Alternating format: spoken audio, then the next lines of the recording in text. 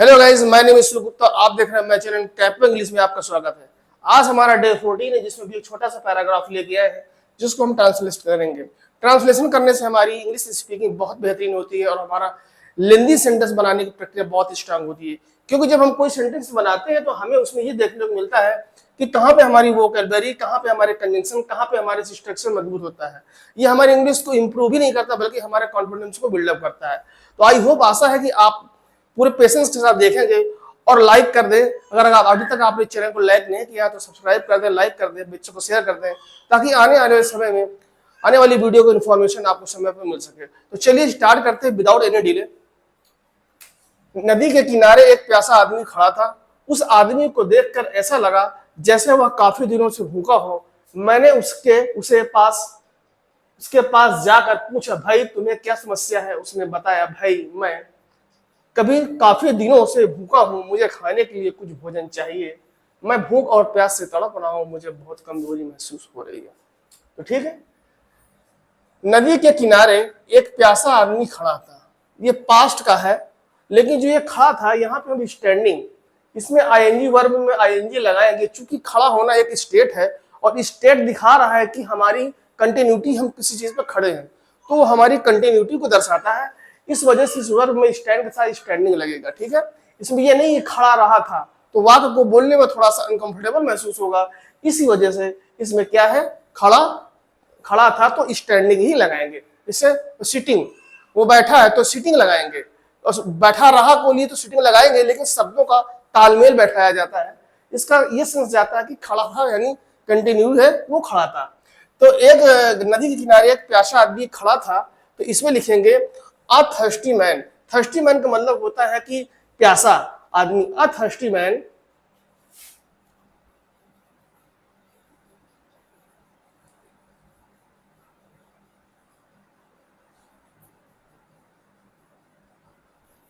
अ thirsty man, एक प्यासा आदमी, वाज क्या था, स्टैंडिंग खड़ा था, स्टैंडिंग। अब देखिए, जब कोई भी कहां पे कहीं पे खड़ा होता है, उस नदी पर खड़ा था तो लगाएंगे ऑन द कहां खड़ा था, नदी के किनारे। तो नदी के किनारे को bank of river, bank of the river, यानी किनारा कहते हैं bank, bank of the river.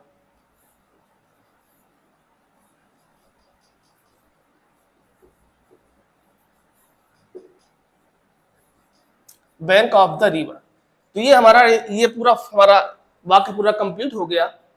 The thirsty man was standing on the bank of the river. एक प्यासा आदमी नदी के किनारे खड़ा था। उस आदमी को देखकर, देखिए उस आदमी को देखकर, ये देखकर यानी इसको हम इसमें आईएनजी लगाएंगे, क्योंकि जब कोई वर्ब कंटिन्यूटी को दर्शाता है, जब कोई वर्ब को हम ये मान के चलेंगे, हम कोई वर्ब को अगर हम सब्जेक्ट के रूप में प्रयोग करेंगे या प्रोनाउन के रूप में प्रयोग करेंगे, तो उसमें आईएनजी हम लगाएंगे, जिसे हम जीरंड कहते हैं। तो सी मतलब देखना, जब आईएनजी लगा देंगे तो सींग हो जाएगा। शींग देखकर किसको, उस आदमी को हीमैन इसलिए नहीं कहेंगे क्योंकि ये हमें दर्शाता है कि कोई नजदीक का नहीं है। ये दूर में कोई आदमी खड़ा है, तो जैसे ही के लिए हम नजदीक के लिए ही, और कहीं दूर है तो हम क्या कहते हैं, दैट कहते हैं। तो सीइंग दैट मैन,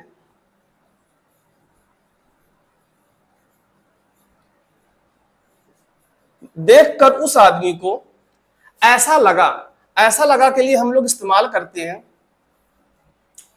इट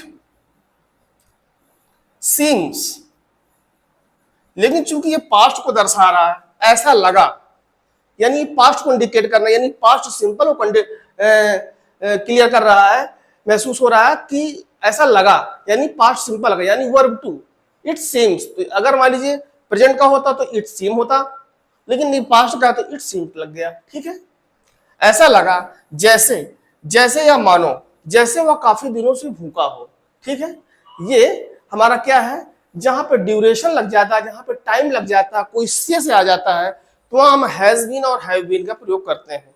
अगर इसी हम कह दें वह काफी दिनों से हटा कर वो काफी दिन से भूखा है, या से को न ले वह भूखा है, तो जब हम से ही हटा देंगे तो ये हमारा जो है प्रेजेंट कॉन्टिन्यूअस प्रेजेंट परफेक्ट का बन जाएगा। ठीक है, तो चूंकि ये से लग गया इस वजह से प्रेजेंट परफेक्ट कॉन्टिन्यूअस हो गया, प्रेजेंट प्रेजेंट परफेक्ट हो गया, क्योंकि से लग गया ना, इस वजह से। अगर इससे हटा देंगे तो फिर हमारा इसका सेंस दूसरा हो जाएगा। ठीक है, तो वह काफी दिनों से भूखा है, तो जब ये से लग जाता है तो हैज बीन और हैव बीन का प्रयोग होता है। ठीक है, तो इट सीम्स ऐसा लगा जैसे, जैसा हमारे एक तरीके से कंजंक्शन है, एज इफ। कभी कभी बोलने में शब्दों में त्रुटियां हो जाती हैं, उसके लिए सॉरी। तो जैसे जैसे कहें, जैसे वह काफी दिनों से भूखा है, या मानो वो जैसे भूखा है, तो इसके लिए हम एज इफ लगाते हैं। एज इफ जैसे मानो, as if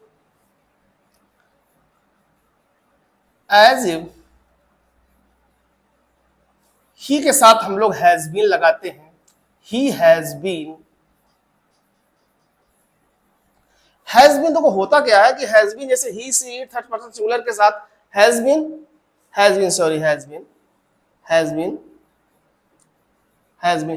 he she it third person singular के साथ has been, I we you they के साथ हैव बीन। तो ही हैज बीन क्या है, भूखा है।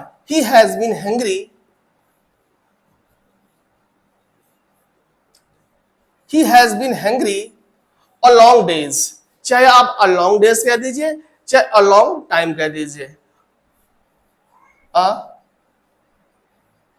long days कह दीजिए, चाहे times कह दीजिए, a long time। ठीक है, वह ऐसा लगा जैसे वो काफी दिनों से भूखा है। मैं उसके पास जाकर इसको क्या कर दीजिए, उसके पास जाकर आई वेंट टू हिम, मैं गया उसके पास। सेंस ये देखा जाता है कि हमारा ट्रांसलेशन सेंस क्या बन रहा है। ही वेंट टू, मैं उसके पास गया और पूछा, टू आस्क।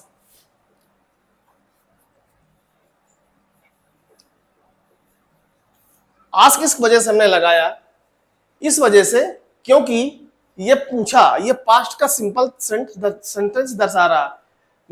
मैं उसके पास गया और पूछा तुम्हें क्या प्रॉब्लम है। अब ये हमारा क्या है, ये WH का सेंटेंस बन रहा है, तो इसमें क्या होगा, व्हाट इज, पूछा व्हाट इज योर प्रॉब्लम,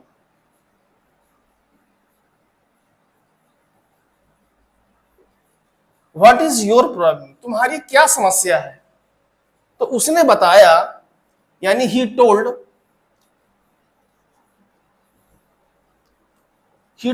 उसने बताया, क्या भाई, ब्रदर,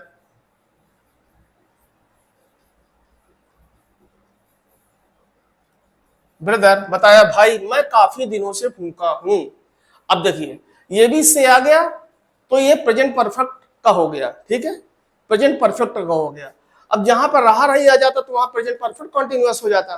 ठीक है ना, तो चूंकि ये प्रेजेंट परफेक्ट हो गया कुल मिलाकर के, तो प्रेजेंट परफेक्ट कॉन्टिन्यूअस के से लग जाता है, तो वहां पे हैज और बीन लग जाता है। ठीक है, जब काफी दिनों से की बात आ जाती है तो वहां पर हम बताया ना हैज बीन और हैव बीन, जहां पर से का शब्द हो जाए, मैं काफी दिनों से भूखा हूं, मैं कई दिनों से काम कर रहा हूं, इस तरह के सेंस में हम हैज बीन और हैव बीन का प्रयोग करते हैं। तो चूंकि आई के साथ हमने बताया था आपको कि आई के साथ हैव बीन लगता है, I have been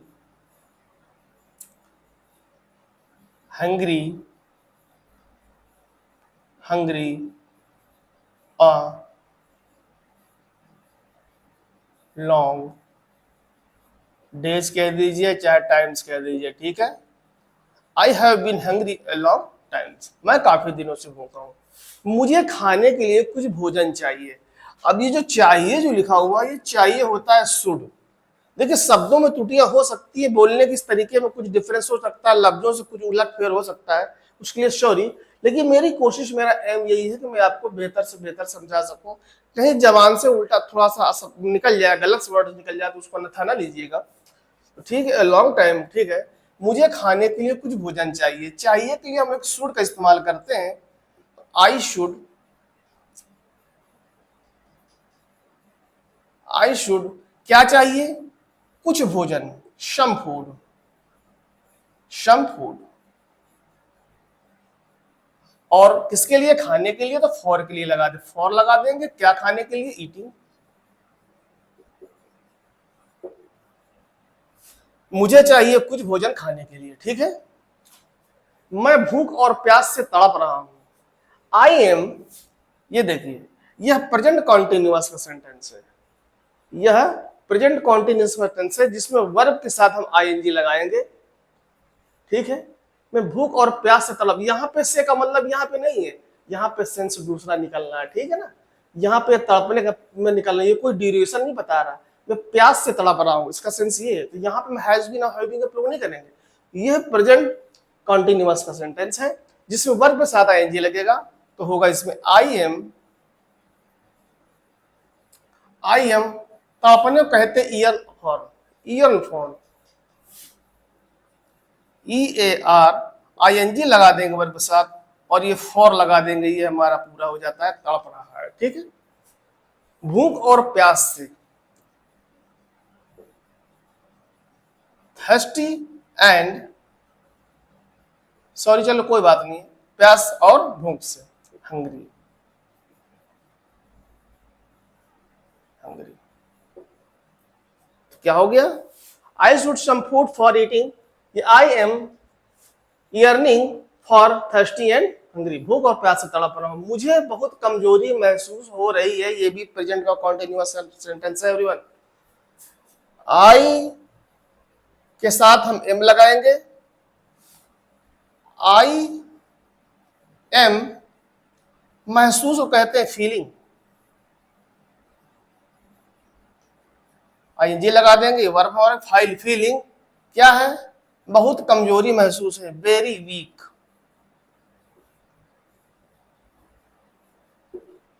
I am feeling very weak, मुझे बहुत कमजोरी महसूस हो रही है। तो देखिए ये हमने पूरा ट्रांसलेशन क्लियर किया कि जहां पर से की बात आ जाए तो वहां हैज बीन और हैव बीन का प्रयोग करते हैं, और वही हैज बीन और बीन हट जाए तो वहां पे अगर आईएनजी लगा रहा कोई कंटिन्यूस दर्शाता तो प्रेजेंट कॉन्टिन्यूअस हो जाएगा। जैसे कि आपको ये प्रेजेंट कॉन्टिन्यूअस दर्शा रहा, मगर से लगा है तो ये कोई ड्यूरेशन को नहीं बता रहा, ये बता रहा है कि मैं भूख और प्यास से, रीजन को बता रहा कि इस चीज से तड़प रहा हूं, ठीक है। तो ये हमारा प्रेजेंट परफेक्ट का बन जाता है जब कोई से या ड्यूरेशन या टाइम पर लग जाता है।